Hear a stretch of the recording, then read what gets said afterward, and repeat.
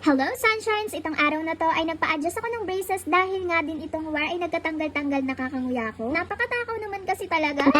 Naglagay lang ako nito tapos pumasok na ako sa loob. Kaya naman kung makikita nyo ay napakalinis naman talaga dito sa loob ng clinic. Bago nga kami magsimula ay sinabi ko kay doktora yung natanggal na wire sa bracket. Tapos bigla nga namin napag-usapan yung matagal ko ng pinag-iisipan. Lagi nga akong tinatanong ni Doc tungkol dito kada appointment ko kasi nga meron akong pangil na hindi pa lumalabas at maraming option naman yung binigay niya sa akin. In-explain niya nga sa akin lahat pero pinili ko ay pabawasan lang yung gums ko ng onte kasi nga kung ipapalabas yung pangil ko ay kailangan bunutin yung milk tooth ko at ayaw ko namang mabungi. Yung isang option naman ay may kamahalan kaya hindi muna ako nag-go doon kasi nga kailangan na yun ng surgery kapag tinanggal mismo yung pangil ko na hindi pa lumalabas. Ayan, yung adjust lang dapat may kasama ng pagbawas ng gums. Biggest insecurity ko kasi talaga yung ngiti ko kasi nga paslant yung ngipin ko at in dental terms ay canting which refers to canted teeth or canted smile. Huy, may pa ganun!